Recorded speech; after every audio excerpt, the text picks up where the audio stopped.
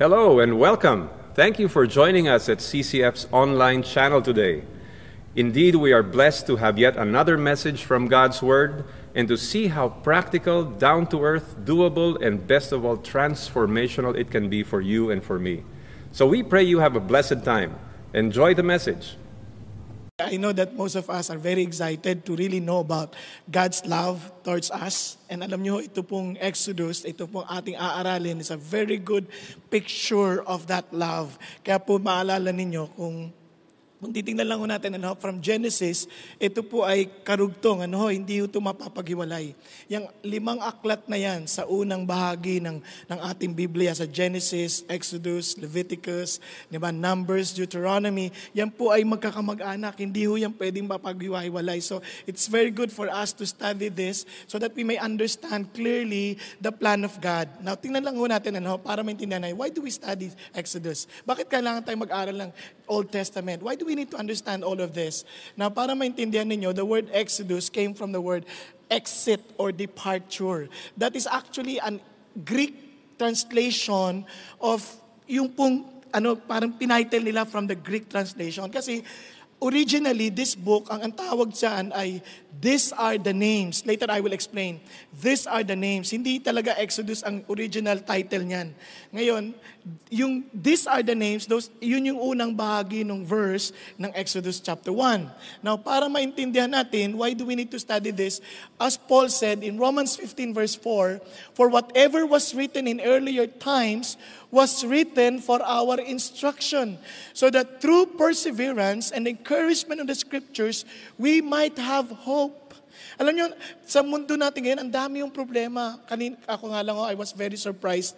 Last week, like after the service in St. Francis, nung pauwi po kami when we were having dinner, all of a sudden, a friend of mine came. And sabi niya ganun. Tapos sabi niya, Brother Bo, malungkot po ako eh. Bakit po? Kasi pamilya sila eh. Tapos isa sa kanilang mga anak, sabi niya, Brother Bo, malungkot ako. Bakit? Sabi niya, kasi schoolmate ko yung namatay sa San Juan eh. Narinig niyo ba yung balita sa San Juan? Sino nakarinig ng balita? Pakitas ng kamay para malaman ko lang. So the rest, hindi nyo alam yung balita? Kawawa naman kayo. Meron pong isang pamilya, naalala niyo na? Yung pamilyang mag-asawa na yung mag-asawa na parang may utang, ayon dun sa balita sa Inquirer, may utang ngayon para since they didn't know how to deal with the problem, ang ginawa nila, pinatulog nila yung mga anak, binigyan ng gamot para matulog, tapos nung matulog, binalutan ng plastic para mamatay. Ganyan lang. At pagkatapos silang dalawang mag-asawa, nagpakamatay din. Ganun ang ginawa nila. Alam niyo na yung balita? Sabi niyo hindi niyo alam. Honestly, that was a bad news. In fact, galit na galit pa nga ibang mga kabataan. Tinanong pa ako, Brother Bong, how would you feel sa balita na ito? Sabi ko, honestly, hindi na surprising ang mga nangyayaring ganito. Bakit? If they don't know the God of the Bible, for sure, and if they don't have this instruction written in earlier times, they would not be prepared. Kawawa sila. Kasi ang dilim ng padilim. Kung naisip nyo na magulo at mahirap ang buhay natin ngayon, this is your good news. Lalo pang ihirap yan. Type nyo? Kaya nga sabi ng Bible, when the storm comes, and if you're not founded on what He instructed us to do, we're not doing what He taught us, what we have heard from Him, we're not doing it, we're not applying it. Ano sabi ng Bible? When the storm comes, there would be a great collapse, a great destruction. Tama? Kaya nga kung wala kang hawakan ng problema, the storm will surely come. Because when the storm comes, it is not a matter of if, it will surely come to every one of us. Iba sa atin, hindi natin naintindihan kung kailan darating yung bagyo na yon at kung gaano kalakas. Pero one thing for sure, if you listen to God's instruction, if you understand His Word, I'm pretty sure you are such great hope that nothing will ever destroy you with His assurance that He is with us. Amen? Kaya mapapansin niyo yung mga taong walang Panginoon, problemado, konting problema na kaagad. Konting late lang ng oras ng dating, galit na. Hindi nakikita si God eh. Hello? Iba nga sa inyo, makita lang, ba't sabi wala nang upuan? Bakit pinapakit kami sa taas? Ang dami pa pala. Ayan. Nagagalit na kagad. Malay mo. Yung nakikita mong bakante, may nakahiga. Hindi mo alam. No? That's one thing for sure. You have to understand what the Lord is teaching us. And another thing that the Lord somehow taught us is this. This is something very important for us to understand. You see, we need to know God. You see, when He wrote His Word, when He gave us His Word, God is revealing Himself to us. Pastor Peter beautifully said this morning. Sabi niya, you cannot love anyone whom you cannot trust. Tama? And you cannot trust anybody unless you know that person. Tama ba? And you can never know that person unless He reveals Himself to you. Kunyari, gusto mo ako makilala at hindi ako iimik, hindi ako magpapakilala hindi ko papaalam sa iyo kung anong uri ng katao ko. Hindi ko ikikwento sa iyo yung mga kahinaan ko, hindi ko ikikwento sa iyo mga struggles ko, hindi ko ikikwento sa iyo yung likes and dislikes ko. Makikilala mo ako? Kaya alam nyo, maniwala ka sa hindi. Kaya yun ang dahilan kung bakit napakaganda ng D-group. You know why? That's where we can really exercise loving one another as the scripture tells us. Bakit ko nasabi yan? Kasi alam nyo, pag telling anybody, I love all of you, alam nyo, maganda yun. Totoo rin nyo kasi you do your best for everybody. Pero you don't really know how to love everyone without knowing that person. Sample lang. Pagkatapos ng service na ito, bigla kayo lumapit sa akin. Sabi mo, Pastor Bong, pwedeng makahingi ng tulong? Mga 10,000 lang? Pesos? Nalagay mo, ano sasagot ko sa'yo? Unang tanong ko, sino ka? Kaya tatanong ko, sino D-group leader mo? Yung mga nakakilala sa'yo. Kasi malay ko kung nagpunta ka lang dito para isahan mo ko. Di ba? Kaya natuto na ako dyan kasi alam nyo, pastor ako, minsan nahihiya ako sa Lord. Minsan, kung anong mabunot ko sa'yo na yan. Yan, ha? Ngayon, di na ako naglalagay sa bulsa na kahit ano, panyo na lang. Diba? Kung sakali, credit card, may pang-swipe ka. Diba? So what I'm trying to say is this. When God showed His Word and gave His Word to us, His intention is for us to know Him. He's revealing Himself to us. Amazing, no? Nagpapakilala ang Diyos. Kaya sabi ng Bible kung bakit importante yan. John 17:3. And this is eternal life, that they may know you. Sino yun? Si God. And sabi niya, the only true God and Jesus Christ whom you have sent. Kasi amazing si God when He fulfilled the coming of Christ here on earth. Hindi yan basta surprise. It is according to the Scripture. And as we study Exodus, there we will see how God as in proclaimed beforehand about Jesus Christ. Ilang taon pa yan, ha? Thousands of years before it came to fulfillment. Pero amazing si God, sinabi na. Okay po ba yan? Nahihirapan po ba kayo sa boses ko? Ako nahihirapan eh. Sensya na po yung iba ho, natutulog na, kawawa naman. Pero makikiusap lang ako sa inyo kasi mahirap talaga yung boses. Kaya kung piniling ganito na lang kasi baka maubo ako, marinig nyo pa yung ubo, di ba? Sama naman pakinggan. Di bale, yung virus, hindi yan mapilimitahan ng microphone, aabot sa inyo yan. Now, let's continue.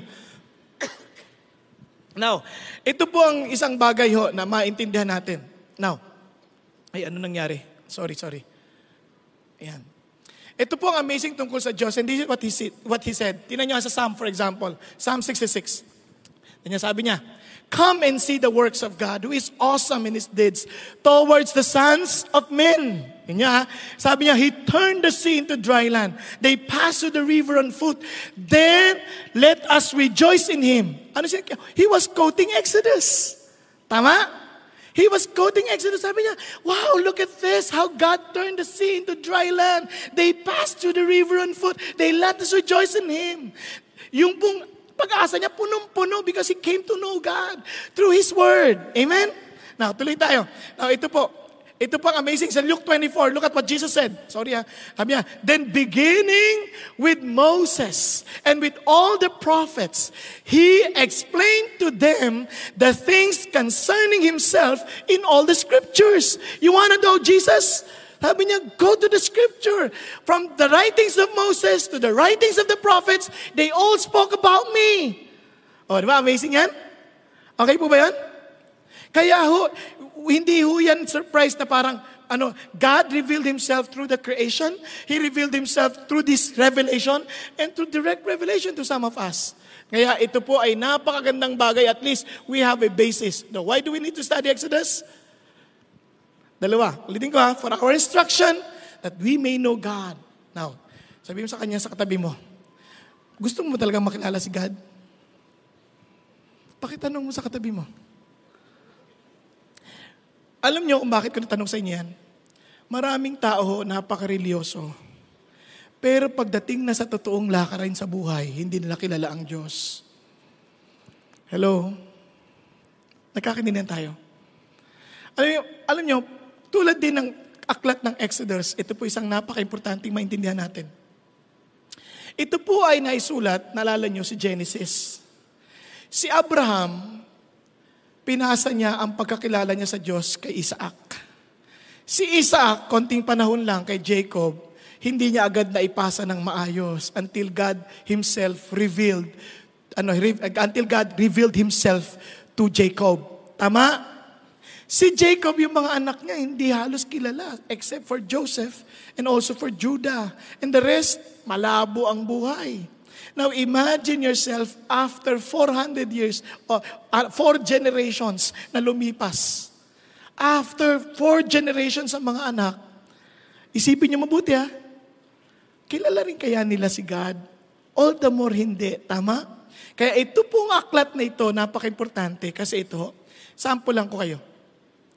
May lumapit sa akin, sabi niya, Pastor, magulang ko, Christians, and they say na the Lord answered their prayers.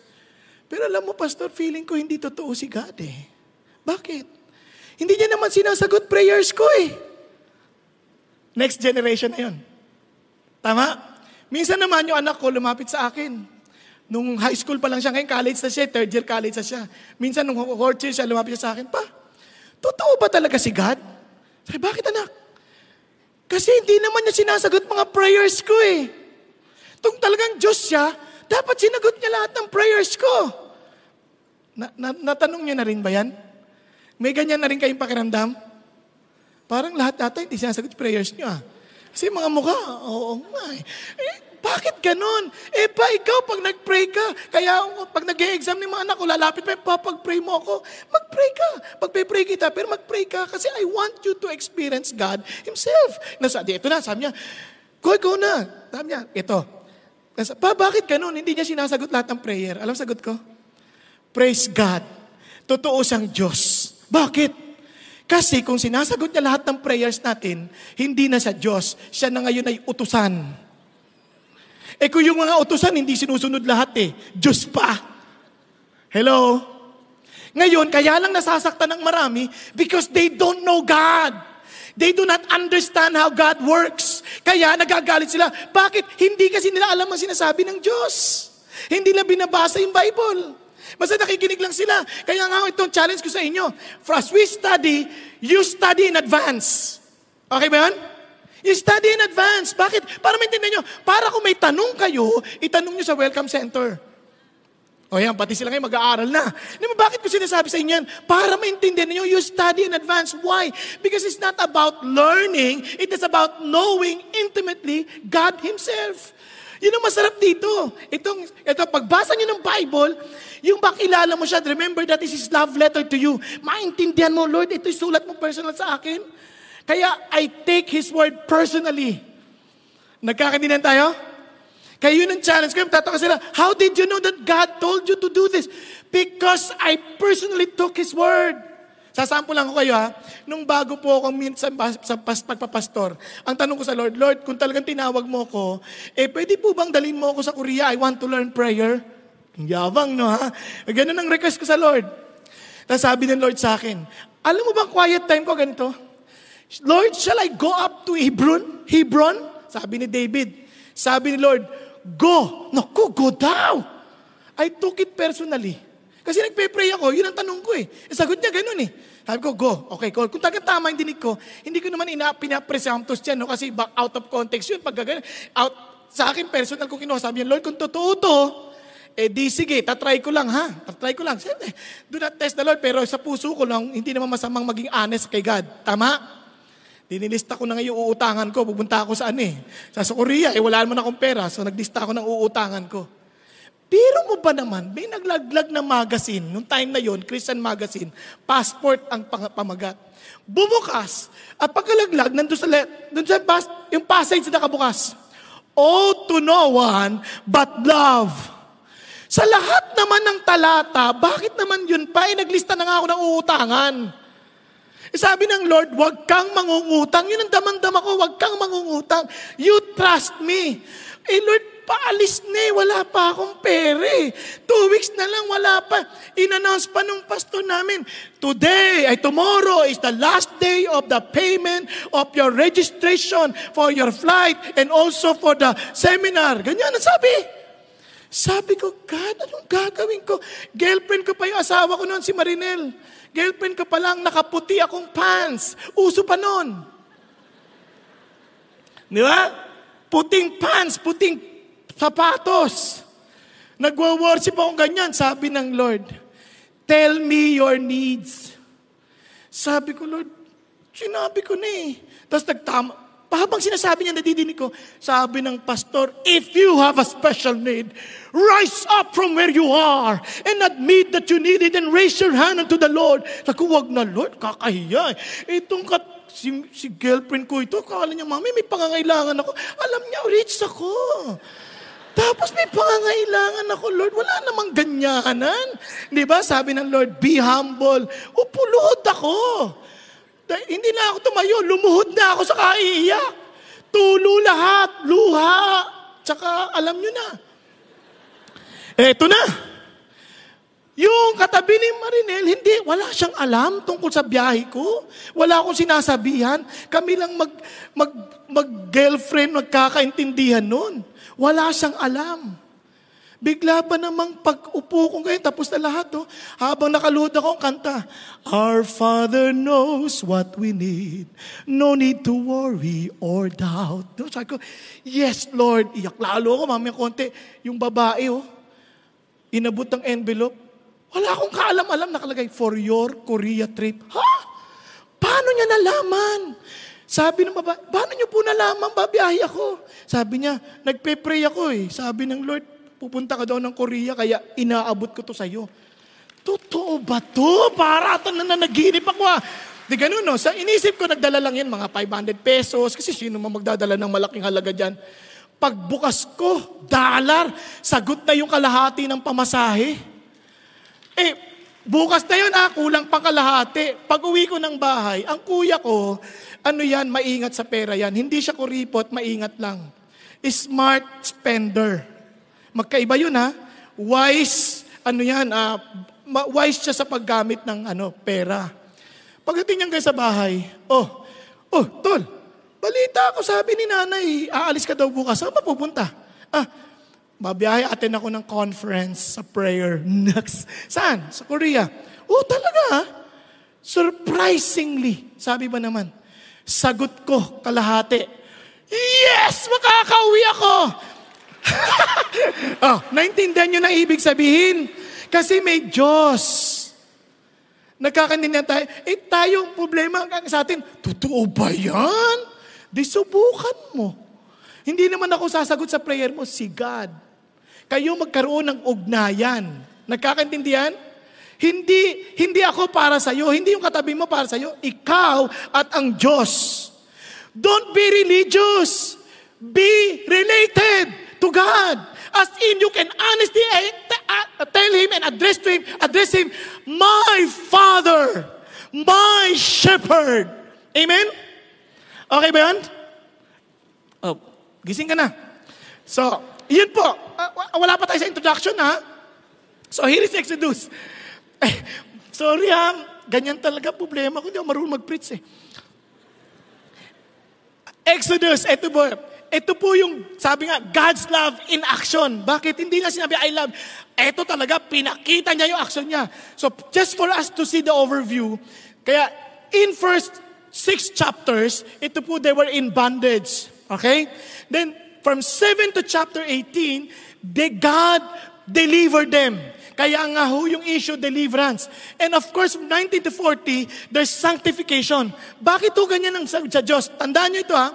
God desires primarily for them to be, to be delivered. At si God mismo, kaya sabi ng Lord, I have surely seen the affliction of my people who are in Egypt and have given heed to their cry because of their taskmaster, for I am aware of their sufferings. Can you imagine? A God who created the heavens and the earth had time to take notice of these people. And sabi niya, I heard their cry. They were not, maybe to some of them, they were crying to the Lord. Maybe to some of them, they were just crying because of their sufferings. And yet, God saw and heard their cries. Kaya minsan, akala nyo, hindi kayo pinakikinggan ng Diyos. Naririnig niya. Kung akala nyo, parang hindi alam ng Diyos ang nangyayari sa inyo, alam niya. Kung inaakala mo, hindi ka nakikita ng Diyos ngayon na nakapikit ka, alam niya. Alam niya lahat. Ito ang amazing pati na nyo. At hindi niya sabi, ito pa sinabi niya, so I have come down to deliver them. Can you imagine?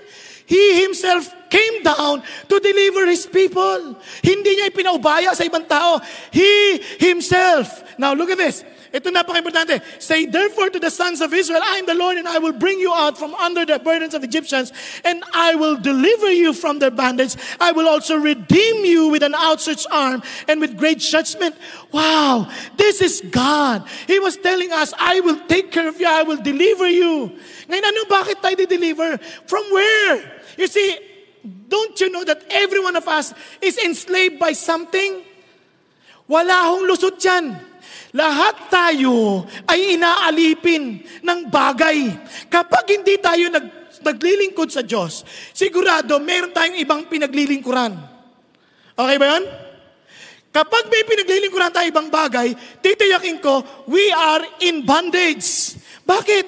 We are freed until we are free to serve the true God who deserve our worship.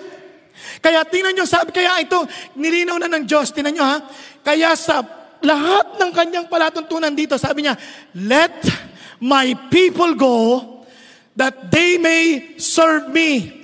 Lahat tayo, we're serving something or someone. And God wants us to be freed from that. Pansinin nyo, yung iba sa atin, anong pinagsisilbihan natin? Tiyan! Tama? Damdamin! Tama ba?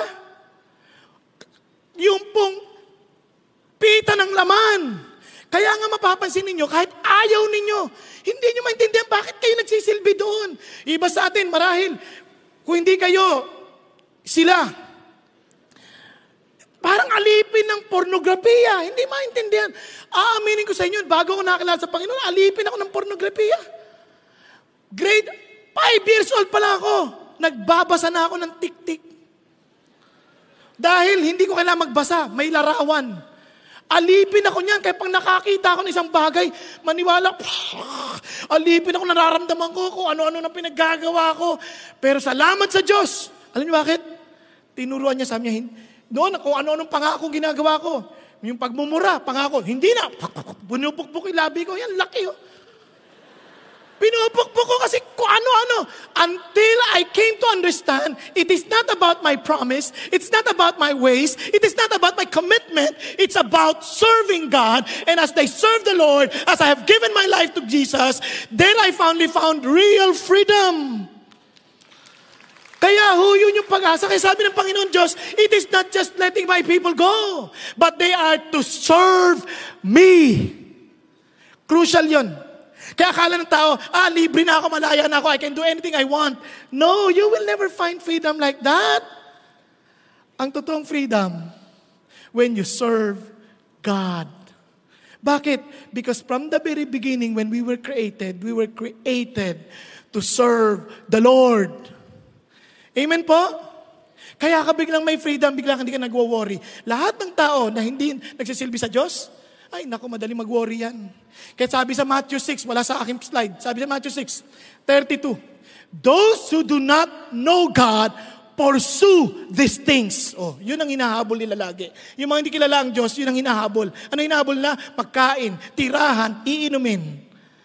Pero, sabi ng Bible, seek first my kingdom and my righteousness, and all these things shall be added unto you. Di ba, ang laya mo biglang hindi mo na iniisip kakainin, hindi mo na iniisip yung titiran, bahala si God dyan.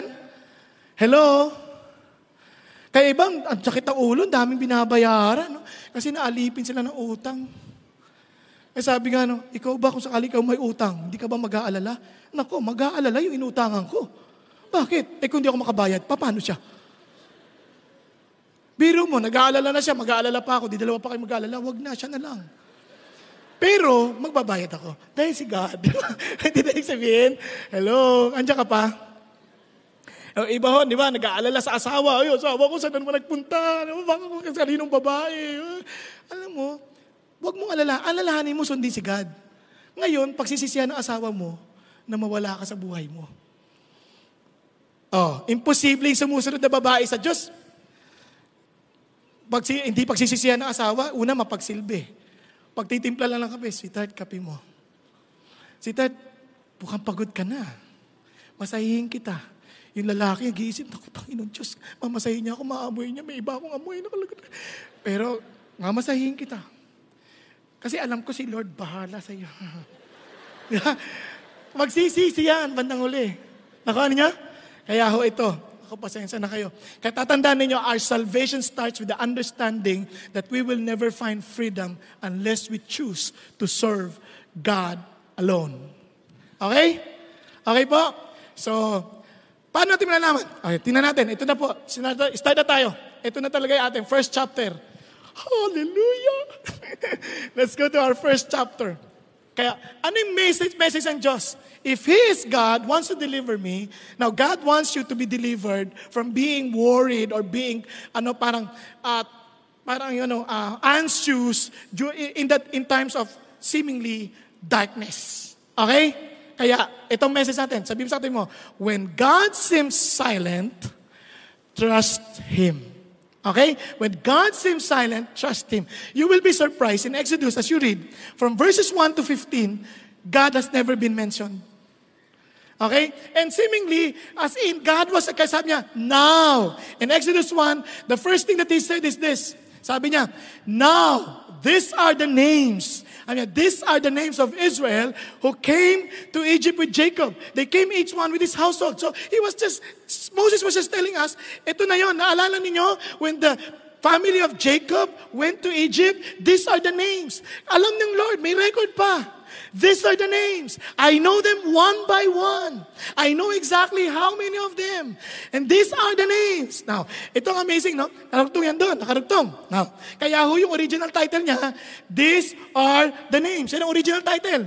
Kaya lang, nung tinranslate na, sinabi na, this is a picture of our departure, of our exiting from the dark world to His kingdom. So, yun ang challenge. So, ito na. So, He gave the names. Reuben, Simeon, Levi, Judah, Issachar, Zebulun, Benjamin, Dan, Naphtali, and of course, all the persons that came from the loins of Jacob were 70 in number.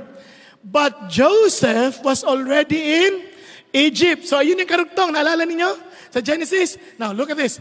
Joseph died and all his brothers and all that generation. And sabi nga doon, but the sons of Israel were fruitful and increased by greatly and multiplied and became exceedingly mighty, so that the land was filled with them. Naku, grabe. Kung dati nandun na sila sa mukhang dumami sila. Lumaki yung bilang nila. So dumudumi yung bilang nila, parang sila na magiging may-ari ng Egypt. Now, you need to understand kung gaano kayaman ng Egypt. When the whole world was in famine, Egypt had food. Tama? And they were going to Egypt. Bakit? Kasi they need food. Ang yaman ng Egypt. Sila yung world power. Kung baga, noong panahon na yun ang daigdig. Kung baga, yun ang lahat ng gustong pumunta sa Egypt dahil nandun ang pagkain. Tama? Ngayon, ang problema, dumadami na yung lahi. Isipin nyo kung imagine na halimbawa Amerika. Di ba Amerika? Biglang dumami yung mga Pilipino. Hindi basta Pilipino, mga Pilam. Alam niyo yung Pilam? Pilipinong lumaki sa Dami. At dami nilang ganyan, dumadami silang ganyan. At nasasakop, bawat village, mapunta ka sa LA, Beverly Hills, mapunta ka sa Sacramento, mapunta ka sa iba't ibang state, o sa California lang, o kasi sa ibang state, puro Pilipino. Filipino store. Pag nakakita ko, Pilipino, lahat Pilipino. Pati mga nagiging mayor, Pilipino na. Ano nang pakiramdam mo? Ini-invade na nila ito. Tama? Ano ko yung sabihin? Isipin nyo, Egypt, ganyan. Ito na. Ano nangyari? Now, a new king arose over Egypt who did not know Joseph. Merong hindi nakakakilala kay Joseph, bagong hari. Kasi ilang generation na yan? 4 generation, after 400 years. Somebody came to power na hindi kilala si Joseph, did not know about what Joseph did for Egypt. Okay ba yan? Now, ito nangyari. He said to his people, behold, the people are sons of Israel and more and mightier than we. Sabi niya, come, let us deal wisely with them, or else they will multiply, and in the event of war, they will also join themselves with those who hate us and fight against us and depart from the land. And sabi niya, so they appointed taskmasters over them to afflict them with hard labor, and they built for Pharaoh storage cities, Pithom and Ramesses. Anong ginawa?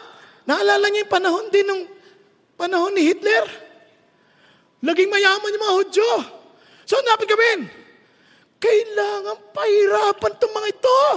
Dumadami sila. Gantong-ganto. Napansin niyo? Ngayon sabi na pahirapan natin.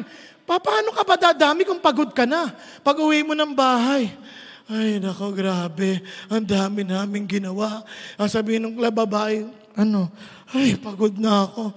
Bahala ka na sa buhay mo. Pero itong nangyari, nung pinahirapan, but the more they are afflicted them, the more they multiplied. Nakakainis, no? Habang pinahirapan mo, lalong dumadami. Di lalo kang maaasar ko, ikaw yung hari. Ano ba naman ito? Tinutsugi ko na ito eh. Pinahirapan ko na para maubos. Bakit dumadami yan? Ano hindi na yung sabihin? Kaya sabi ko, kawawa yung hari, litong-lito, sabi gano'n. And they spread so that they were in dread of the sons of Israel. Grabe. At pansin niya, itong amazing sa Diyos. Kahit na ano pang gawin ng kaaway mo, pag ang Diyos kakampi mo, sigurado, babalik sa Kanya ang pinagpaplanuhan niyang masama. Let me say that in English. Ay, wag na lang, mahirap. No. ito, alalahanin nyo, no matter what your enemies would plan against you, just remember this. If you are on God's side, you are on God's program, you are in God's ways, you are listening to what God has in His plans for you. Remember this, no one can ever destroy you. Feeling mo sinisiraan ka sa opisina? Be on God's side. Feeling mo sinisiraan ka ng kapitbahay mo? Be on God's side. Huwag kang gaganti. You relax ka lang. Be on God's side. Feeling mo sa pamilya mo parang inaapi ka na parang ikaw ay ampon? Oo, ampon ka. So, be on God's side. Feeling mo yung asawa mo dinadaya ka para sa ibang babae? Be on God's side. Hindi ka talo. Relax ka lang. Lalo ka dapat gumaganda. Nang sa ganun, lalo magtataka asawa, bakit ang ganda nito? Pinahihirapan ko na't lahat. Gumaganda pa. Anong problema nito? Di ba? Yung mga lalaki, feeling mo, inaapi ka ng asawa mo. Kumbaga, parang ang tangkad na asawa mo, dahil kuutusan ka. Ikaw, ganun, ang baba ng tingin sa'yo. Don't stay there. Be on God's side. Bakit? Kahit anong planuhin lang masama, hindi sila magtatagumpay sa'yo. Pakisabi mo sa katabi mo, gumising ka na. Sabihin mo, when God seems to be silent, remember this. Difficulties can never stop us from achieving what God wants us to achieve. Why did I say that? You need to understand something. Itong bagay na ito, hindi ho nila pinlano. Kasi si God, the reason why you can trust God is because He is committed. He is really committed. The reason why you can trust the love of the Lord because He is committed. He has commitment to love us. Tingnan nyo ha, walang pag-commitment, walang pagmamahal. Prior to Jacob's going to Egypt, he asked the Lord. Sabi niya, so God spoke to Israel in vision of the night and said, Jacob, Jacob, Jacob. And he said, here I am. Sabi niya, he said, I am God, the God of your father. Do not be afraid to go down to Egypt, for I will make you a great nation there. Ano pangako na God? Sabi niya, gagawin kitang dakilang bansa doon. Grabe. Sabi niya, siyempre takot din si Jacob, punta ako ng Egypt, Lord. Baka naman, ano mangyari sa amin? Huwag ka mag-alala, gagawin kitang dakilang bansa doon. Ha? Say 70 lang kayo, paano kayo magiging dakilang bansa? Sabi niya, Lord, akong bahala. Kaya pinahihirapan, nangako ang Diyos. Ito pa napaganda. I will go down with you to Egypt and I will surely bring you up again. And Joseph will close your eyes. What a promise. Alam niyo ba, prior to that, may pangako rin ng Diyos kay Abraham sa lolo niya. Ano sabi ganoon? As for you, you shall go to your fathers in peace. You will be buried a good old age. Then in the 4th generation, hindi nakalimutan, alam ng Diyos, bago pa nangyari, sinabi na ng Diyos sa niya, they will return here, for the iniquity of the Amorites is not yet complete. Sabi niya, babalik sila rito. At dahil hindi pa sukdulan sa mayong Amorites, sabi niya, at sabi niya ganoon, babalik tayo dito, sasamahan kita. Ngayon, bago pa yung tandaan ninyo, itong context na to, pag biniglik yun yung Bible ninyo, sa Genesis 15, meron munang hinati, merong covenant ang Diyos that you will be mine. Nagkakanindihan? Now, prior pa that, may pangako pa si God. Tingnan nyo.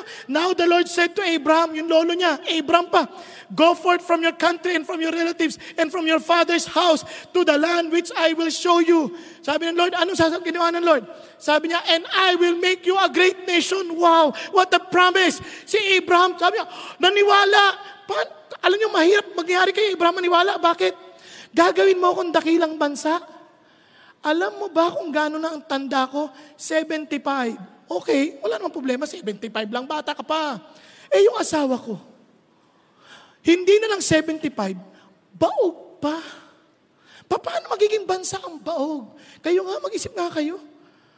Lahat na ginawa nyo na lahat ng proseso, nagtanim na kayo ng embryo, patay lahat. Hindi magkabuntis-buntis, sabihin mo, gagawin mo kung dakilang bansa? Pero si Abraham naniwala. Hindi natin naintindihan bakit siya naniwala, pero that's one thing that God wants us to understand. Naniwala ka, wala kang magagawa, hindi mo kaya, but I will fulfill it. Di ba, picture of our salvation? Tama ba? Larawan ng kaligtasan natin yan. Wala kang magagawa para maligtas. Bakit? Maya't maya, nagkakamali tayo at nagkakasala. Kalabitin mo yung katabi mo. Ikaw ba perfect? Kalabitin mo, huwag ka mahiya, gisingin mo. Sa taas, baka malaglag ka. Sabihin mo, perfect ka ba? Hindi. Imaginein mo, kung hindi ka perfect, paano ka maliligtas? At kahit sino pang tao dito magmamalaking mabait siya, hindi niya kayang iligtas ang kanyang sarili. Kaya sabi ng Lord, wala kang ginawa, ako ang mamamatay para sa'yo. At mabubuhay magmuli. That's a picture. Kaya sabi ng Lord, I am committed. Kaya pansinin nyo, walang totoong pagmamahal na walang commitment. Naintindihan natin? Walang totoong pagmamahal na walang commitment. Kaya si God, men may forget, but God always remembers. Why? He remembers His promise. He remembers His commitment. He remembers His covenant with His people. Amen po?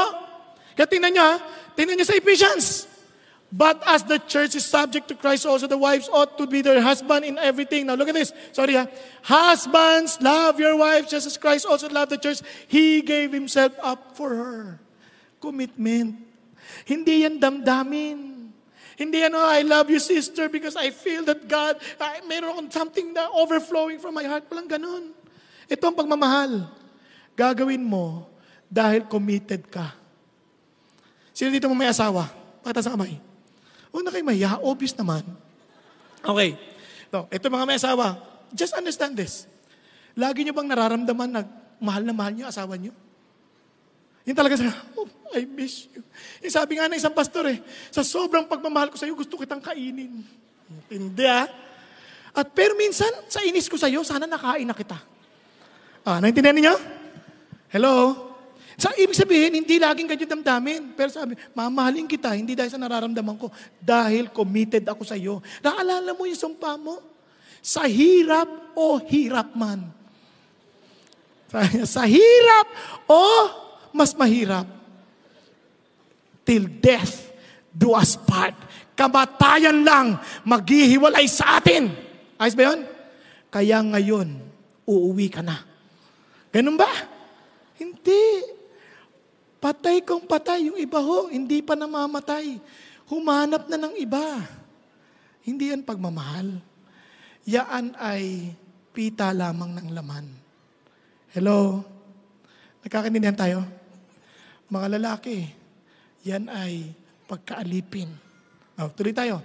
Kaya, kahit anong dilim, tiwala pa rin sa Diyos. Look at this. Nagpasan natin yan dahil wala tayong oras. Look sa Exodus 12:13. Wow, tapos na ba? Panalo na? Yes, hindi pa. May problema na naman. Habang tumitindi yung laban, patindi ang pahirap. And made their lives bitter with hand labor in mortar and bricks, at all kinds of labor in the field, and all their labors which they rigorously imposed on them. Wow, lalo pang humirap. Ito pa ang tutugtong. Sabi niya, pero ito maganda sa Diyos. Habang humihirap yan, remember the word, because of God's love, He disciplines. Bakit ko nasabing disciplines? Ang saltang discipline, hindi yan laging parusa. Yung saltang discipline, training. Yung saltang discipline is something that will help you to be directed in life. Something that will help you to understand better.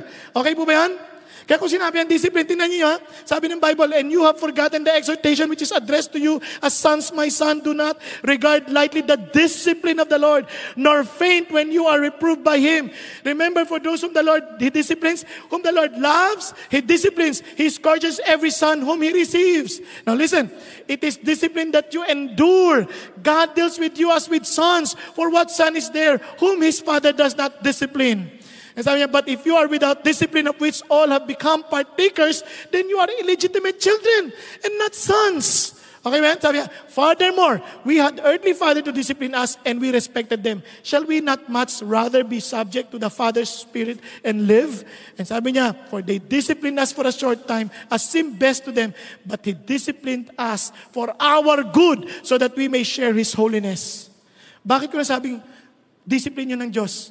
Isipin nyo, kung kayo sa Egypt, masaya na kayo, mayaman na kayo, babalik pa ba kayo sa lupa na pinangako ng Diyos sa inyo? Kasi sabi ng Lord sa inyo, doon kayo ha, ihahanda ko yung lupain para sa inyo, babalik kayo doon after 400 years. Nalala niyo? Sabi niya, babalik pa ba kayo? Ba't pa kami babalik? Ang sayo-sayo na kami dito. Pag-aari na namin ng Egypt, ang laki naman, ba't kami babalik doon? Di ba? Pero sabi ng Lord, hindi, kailangan kita ibalik doon kasi hindi yan ang lupa mo doon.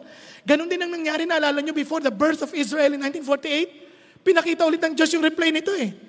Naalala nyo? Ayaw nila magsibalik. Kaya ginawa ng Panginoon Diyos, grabe, kawawa sila, pinapapatay. About 6 million Jews died. And they were forced to get back to their land. And the fulfillment of the prophecy of God in Ezekiel came into being. The land was born. Hello? Kasi totoo ang salita ng Diyos. Pag sinabi ni God, mangyayari. Di man agad, mangyayari. Okay? Now, tingnan ninyo. Kaya ito po ang napakaganda. Sabi niya, He is just and there's no real love when there is no justice. You know why I say that? Kasi tatandaan ninyo, part of their discipline also is this.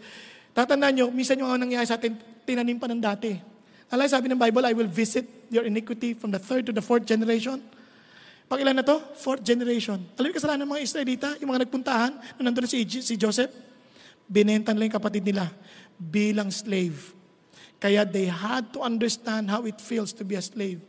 Naalala niyo si Napoleon dati, may kwento sila si Napoleon. Nagtatakbo, hinabol ng kosa kasi nahiwalay siya sa army niya. Hinabol ng mga Russians. Takbo siya.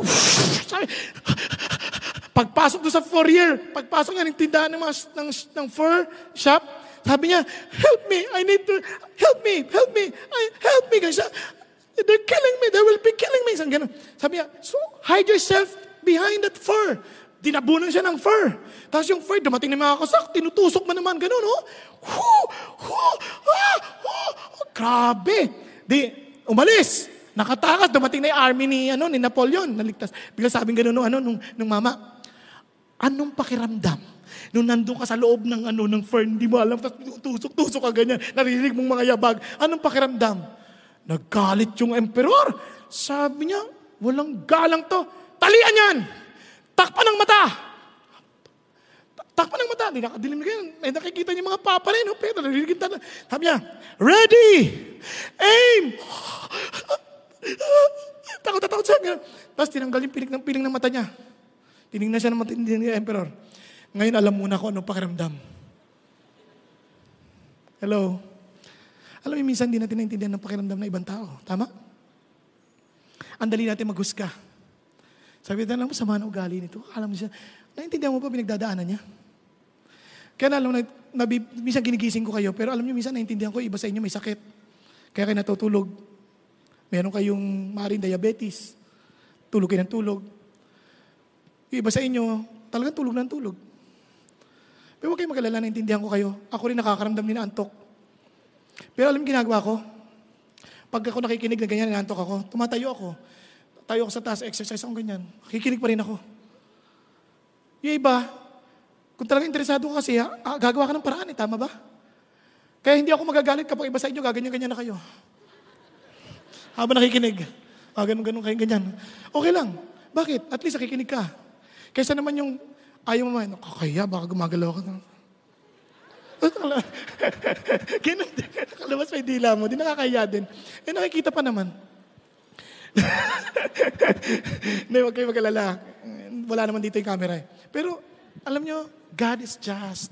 Tandaan nyo to, mahal ka ng Diyos, you will also reap what you have sown, but one thing for sure, He's training you to become better. Amen? Now, mabilis na lang. Last.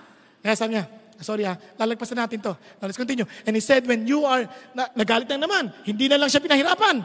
Then the king of Egypt spoke to the Hebrew midwives, one of whom named Shipra and Pua, and the other one was named Pua. Mga midwives to babasahin natin dire-diretso. And he said, when you are helping the Hebrew woman to give birth, and see them upon the birth stool, it is a son, and then you shall put him to death. But if it is a daughter, then he shall live. And sabi ganon, but the midwives feared God, and did not do as the king of Egypt had commanded them, but let the boys live. Ano sabi ng hari? O ganito na lang. Pag mga anak ha, isipin mo, ikaw yung babae, 9 na buwan na walang ultrasound, di malalaman kung lalaki, babae yan. Paglabas, ay, lalaki, patay. Ang gagawin nila, inutusan yung mga midwives, patayin yan. Alam nyo ba, madali sa midwives lang sana yun. Bakit? Ang midwives, pinakamababang uri ng babae sa panahon na yun. Kasi yung mga midwives, madalas, hindi sila nanganganak.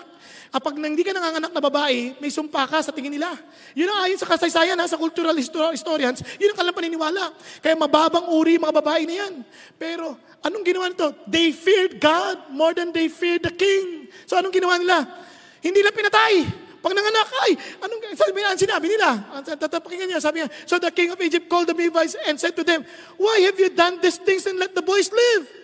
Sabi niya, the midwife said to Pharaoh, because the Hebrew women are not as the Egyptian women, for they're vigorous and give birth before the midwife can get to them.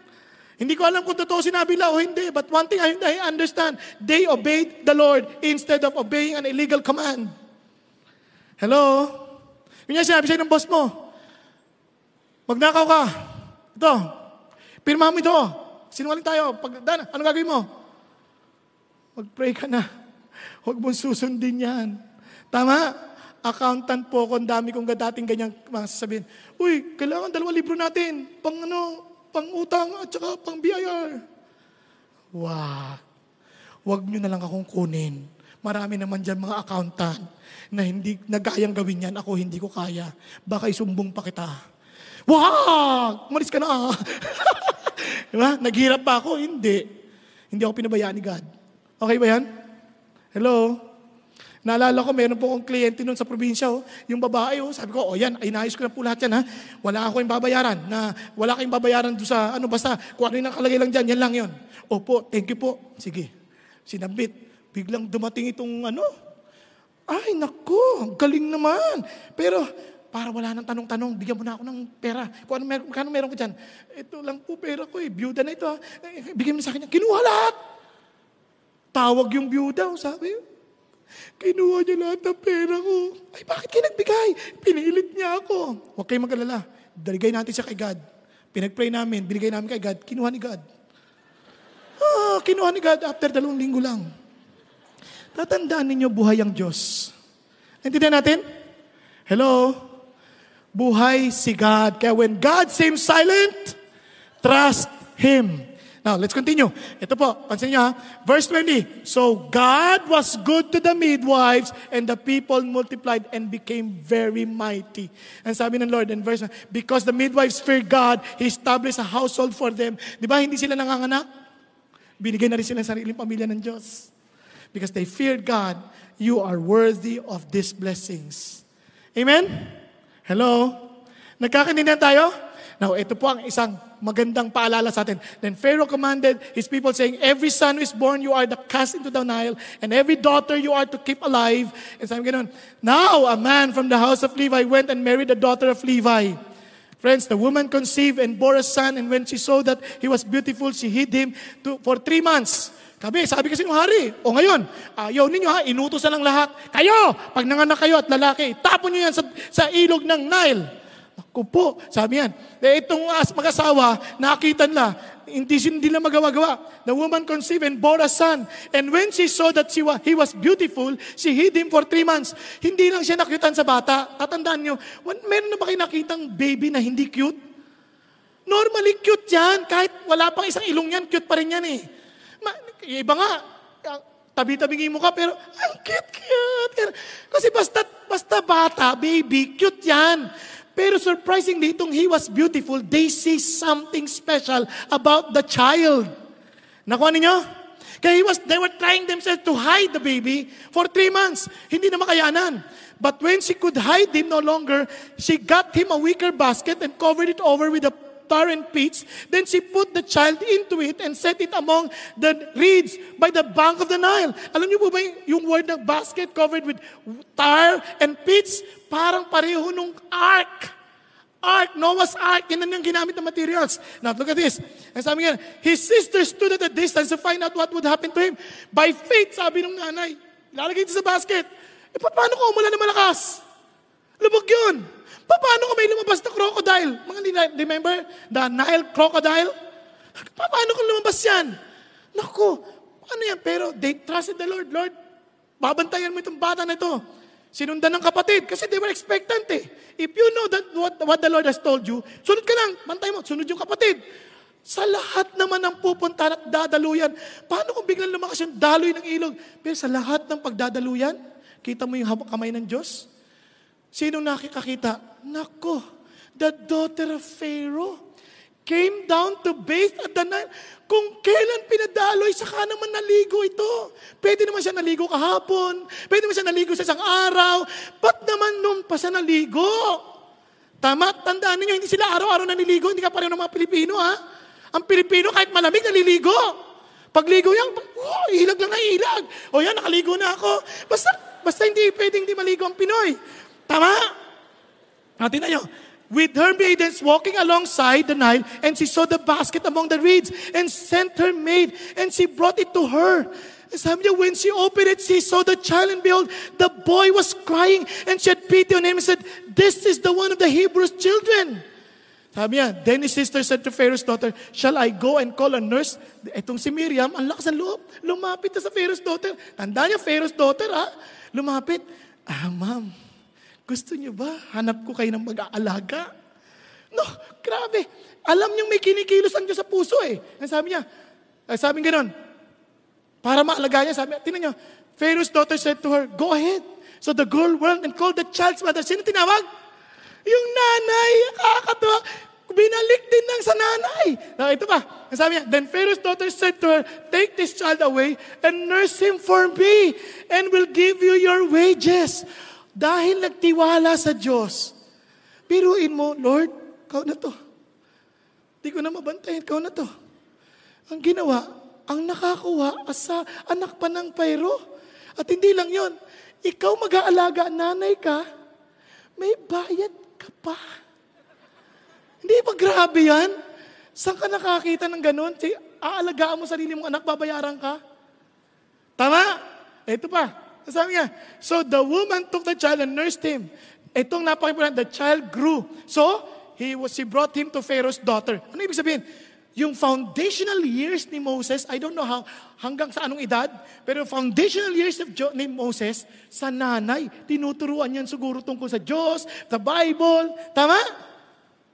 Kaya, ang amazing, sabi nga yan, she named him Moses and because I drew him out of the water. Now look at this again. Sino-sino itong mga tao dito? What's the character involved? Si Shipra and Puah. Huwag niyo kalimutan yung pangalan. Bakit? Yung pangalan nga ng Pharaoh, hindi binigay eh. Si Shipra na ordinaryong midwife at si Puah may pangalan sa kasaysayan. Tama? Bakit? Bayani yan.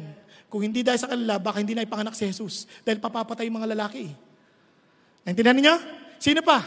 Isipin niyo yung mga tao yung Levi. Si Moses.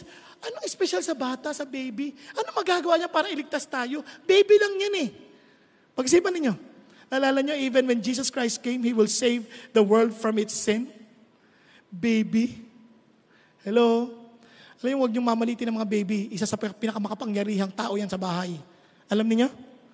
Lahat sumusunod. Lahat gumagaya sa Kanya. Kaya wala, kahit ang tali-talino ng tao, bilang sabi, nakikiusap sa baby. Nag-a-adjust. Kapangyarihan ng baby. Oy, huwag mo akong pagsalta ng diretso ha. Maging bulol ka. Ganun. Naintindihan niyo kung gaano kapangyarihan niya? Kaya ito, ang sabi niya, kaya ano mapapansin niyo? God's love is non-discriminating. Why did I say that? Friends, you don't ever say, hindi ako gagamitin ng Diyos. Hindi naman ako kasing galing ng tao na yan. Hindi naman kasing galing ng... Trust me, God is not looking for great people. He's looking for people who understands their nothingness. But they trust God. Alam mo bakit they were willing to die? Because they know they're nothing. I would rather trust my God because my life is nothing. Kaya pag iniisip mo yung, ayoko mamatay, iniisip mo, great ka, that you don't deserve to die. Lahat tayo, we're nothing. But friends, I'm telling you, God has great plans for you regardless of who you are. May yung bata pa kayo sinasabi niya, wala kang kwentang tao, you're nobody. Relax ka lang. Don't believe that. Because you ain't nobody. God created you. God loves you.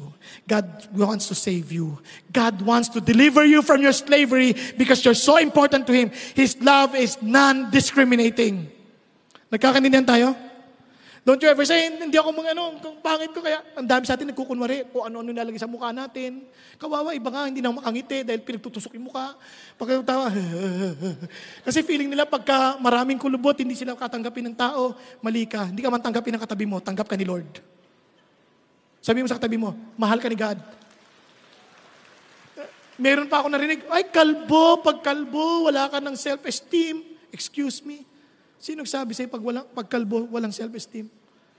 Ang kalbo, mas malaki ang mukha. Mahalaga, gagamitin ni God yan. Naintindihan natin? Marami kang ang buhok. Ang yabang-yabang mo naman, hindi ka rin gagamitin ni God. But if you understand your nothingness, God will is very much willing to make use of you. That is the love of the Lord. Kaya kahit anong dilim, don't ever say, I'm nothing, I cannot do anything. Wala na akong pag-asa. You're wrong. God can make use of you. He made use of Moses, a baby, to deliver Israel. Friends, God can make use of you to make a difference in this land. Why? Make a disciple. Why? Show them how God loves. Now watch this. Kaya ngayon, as I end, let's hear a testimony. May time pa, no? Meron pa. Meron tayong kapatid. Kakatuwa, pakinggan ninyo yung kanyang patotoo. Siya po ay si Freddy Mascuñana. Palakpakan natin ang Panginoon.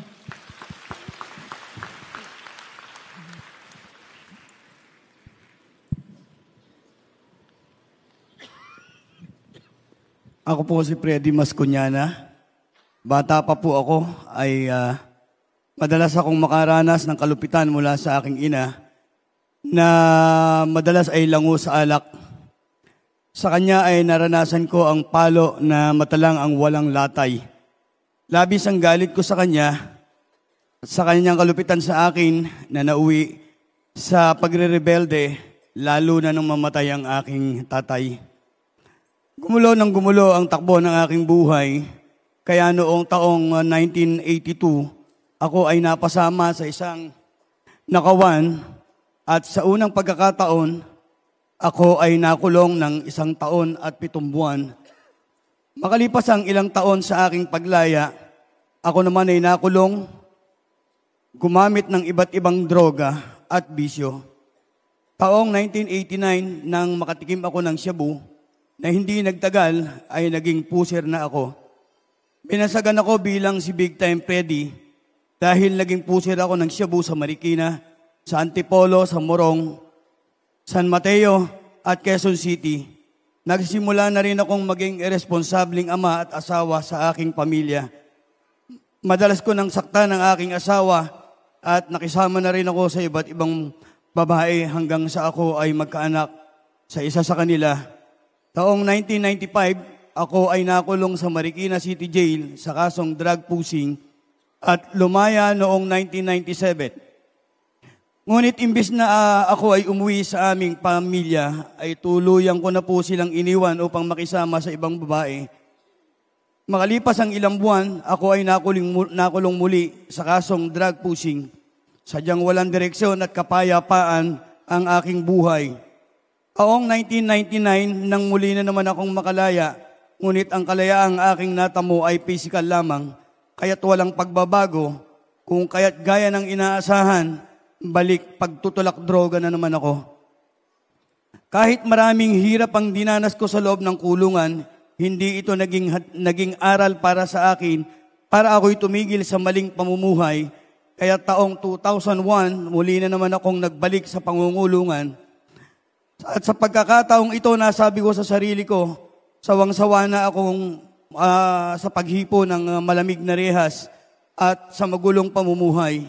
Taong 2003, nang ako'y muling makalaya, ngunit sadyang ako'y alipin ng dyablo at walang alam na ibang hanap buhay kundi ang pagbenta ng droga.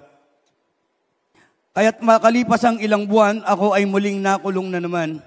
Taong 2004, nagkaroon ng gawain ang CCF Biyahe, Binigyang Laya ni Jesus Jail Ministry sa Marikina City at ako'y naimbitahan ng kapwa preso na makinig. Sa pagkakataong ito ay nakadama ako ng kapayapaan kung kaya noong araw ding iyon ay tinanggap ko bilang Panginoon at tagapagligtas ang Panginoong Jesus sa aking buhay. Isinuko sa Kanya ang aking buhay at naging patuloy ang pagdalo ko sa gawain ng CCF tuwing araw ng Lunes. Habang lumalalim ang pagkilala ko sa Panginoon, lalo kong nararamdaman ang Kanyang pag-ibig at kapayapaan, lumalakas din ang aking conviction sa aking puso na mali ang pakikipagrelasyon sa aking kalipin, kung kaya't pinatawag ko siya at kami ay nagkasundo na magkahiwalay. Kinausap ko rin ang aking asawa at ibinahagi sa kanya ang aking natutunan sa gawain. At ako ay humingi na rin ng kapatawaran sa mga kasalanan ko sa kanya. Sa unang pagkakataon, sa ilang beses kong pangungulungan, ay nakadama ako ng kaayusan, kapayapaan at tamang direksyon sa aking buhay. Hindi nagtagal, ako ay hinirang bilang isang D-group leader para sa kapwa ko mga inmate.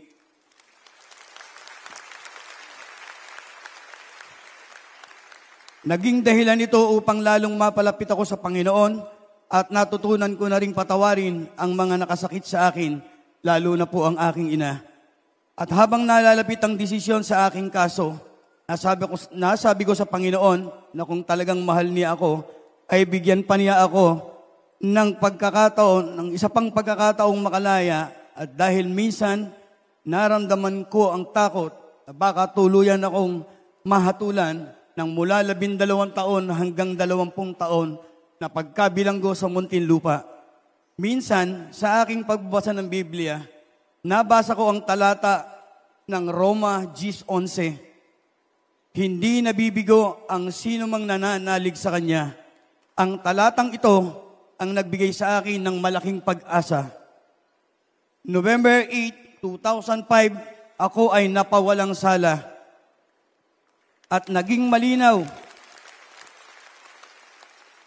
sa akin na lalo akong pinawalang sala ng Panginoon Mula po sa aking huling paglaya hanggang sa kasalukuyan ay labas-pasok pa rin po ako sa kulungan.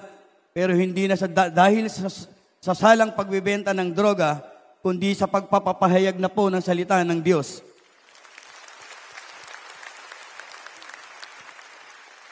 Kasama ang aking asawa, anak at mga dating bilanggo na binago na rin ng Panginoon. Sa kasalukuyan po ay nag-handle din ako ng D-group sa aming lugar sa Malanday, Marikina, na dinadaluhan ng aking mga kapitbahay at kaanak. Ako rin po ay naitalagang jail coordinator sa Marikina City Jail na nagsasagawa ng lingguhang pag-aaral ng Biblia. Sa grasya ng Diyos at nakapagsumikap na makaipon sa mga marangal na trabaho, ngayon ay nagkaroon din ako ng sariling maliit na negosyo. Tunay na napakabuti ng Diyos at walang itinatangi maging ang kagaya kong kriminal labas-pasok sa kulungan. Ako pong muli si Ferdinand Mascuñana, dating alipin ng kasalanan, kulungan. Sa Diyos po ang papuri. Praise God. Alam nyo, bago siya umalis, andito po rin si Remy, Remy, alika. Ito po yung tumulong din sa kanya para sa kanyang paglago sa kanyang relasyon sa Panginoong Diyos. Pero tatawagin ko lang sila, pero bago tayo, habang nandito sila, magtatapos tayo, no? Ito po ay napaka-importante nating malaman. Pansin nyo si Ka Freddy, bagamat po siya ay bilanggo sa rehas, tayo marahil dito ay malaya naman. Tama? Pero sa puso natin, alam natin na marami rin tayo, nakabilanggo ang marami sa atin. Nakabilanggo sa alalahanin ng buhay, nakabilanggo sa takot, nakabilanggo sa pansariling pagnanasa. Kaya naalala ko po, kaya sabi nga ho ng Bible, pakinggan ninyo ito, napaka-importante. Sa Roma 2, ito sabi niya 2:8. Sorry ito sabi niya, babasahin ko lang po sa inyo. Yan. But to those who are self-seeking, yung buhay po nila, puro bilanggo ng sarili. Sabi niya, and do not obey the truth, but obey unrighteousness, indignation, and wrath. Sinabi rin ho yan, alam niyo po, sa talinong tao, sabi niya, self-seeking in your hearts. Marami sa atin dito, nagpapasalamat ako sa Panginoon kasi siya po ang gandang halimbawa eh. Hindi tumatangi ang Diyos. Kahit po si Karemi, di ba? Dati ka rin pong bilanggo. Tama ba ako? Dati rin siyang bilanggo. Walang tinatangi ang Diyos. Pero ang pansin niyo, pagkatapos ginamit sila ng Panginoong Diyos para umabot sa iba. Bakit? Malaya na sila. Hindi sila nag-iisip ng sariling kapakanan. Inisip nila, madala rin ang mensahe ng Diyos sa ibang tao. Pero yung mga tao sa atin, bilanggo ng takot. Paano sasabihin ng ibang tao tungkol sa akin? Marami tayong ganong kabilangguan. Bilanggo ng bisyo na tinatago natin. Friends, the Lord wants to deliver you if you are just willing to let Him do His work for your life. So, pagpe-pray ko po siya, pero pagpe-pray ko na rin ho kayo. Tayo pong lahat ay yumuko sandalit, pumikit, habang lahat ay nakayuko at nakapikit, para sa ating lahat. Ikaw lang nakakaalam ng totoo mong kalalagayan. Be humble before God. Maging totoo ka na sa lahat ng kahirapan na to, you don't need to be enslaved with fear, enslaved with anxiety.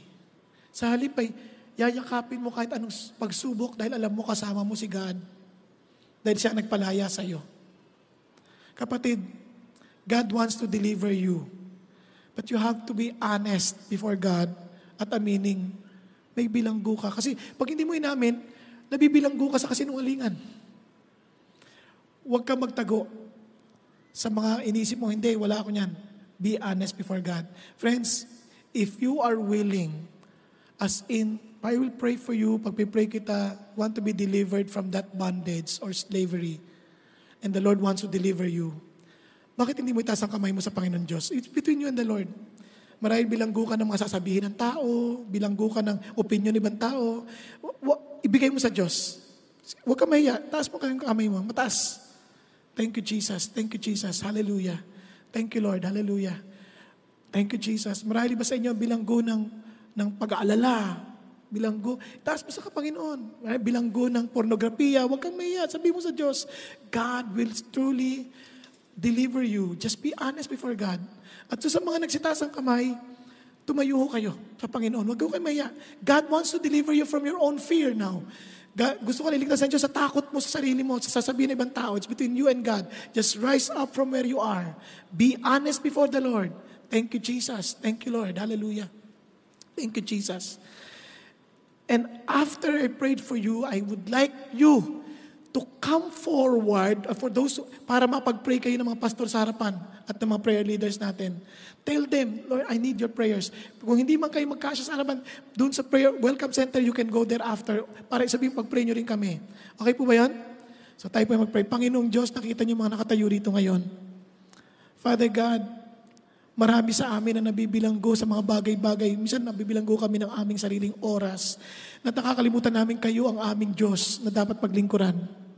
Nabibilanggo kami ng takot, Panginoon. Di ba sa amin nabibilanggo ng takot, ng pag-aalala, takot, Panginoon Diyos, sa mga bagay-bagay na sasabihin ng ibang tao. Bilanggo kami ng opinion ng ibang tao.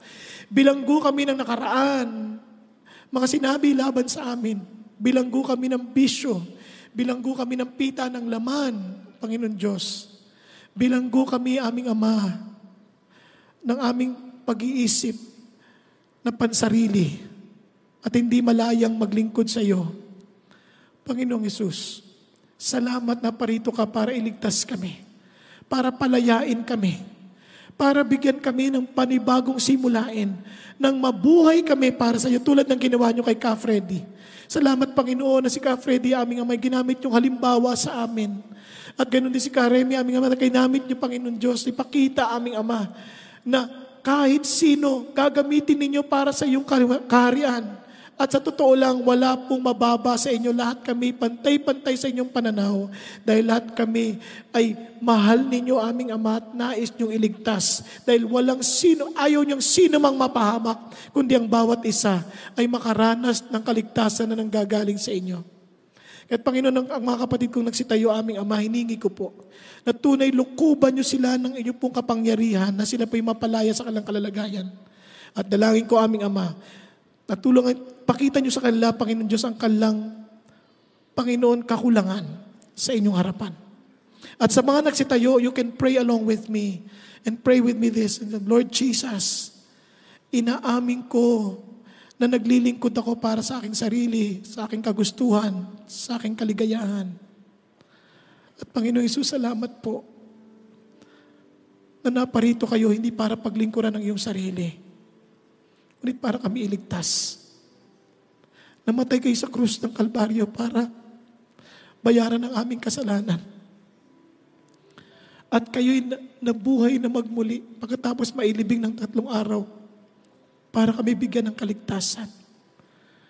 Panginoon, nagpapasakop kami sa inyo.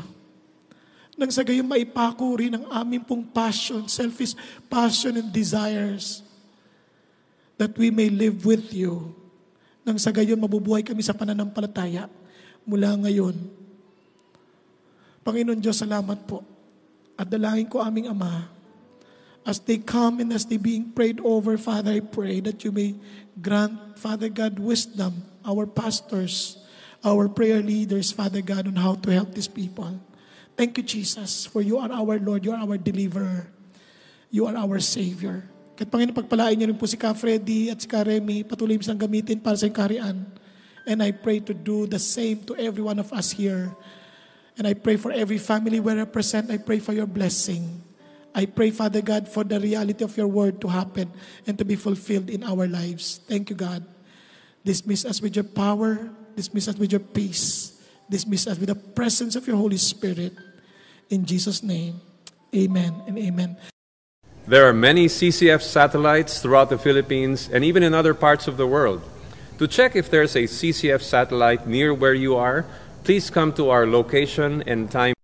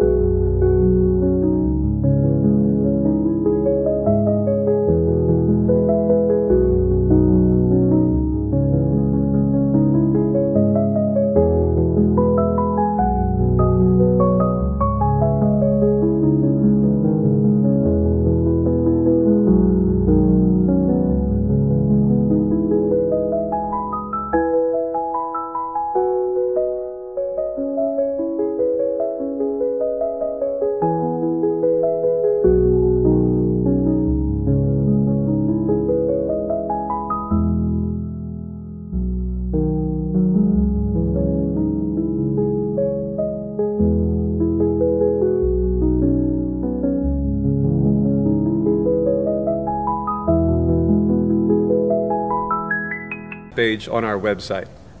We'd also like to help jumpstart your spiritual journey by allowing you to be part of a small group. Now, if there is a CCF satellite near where you are, you can always visit the satellite and sign up personally.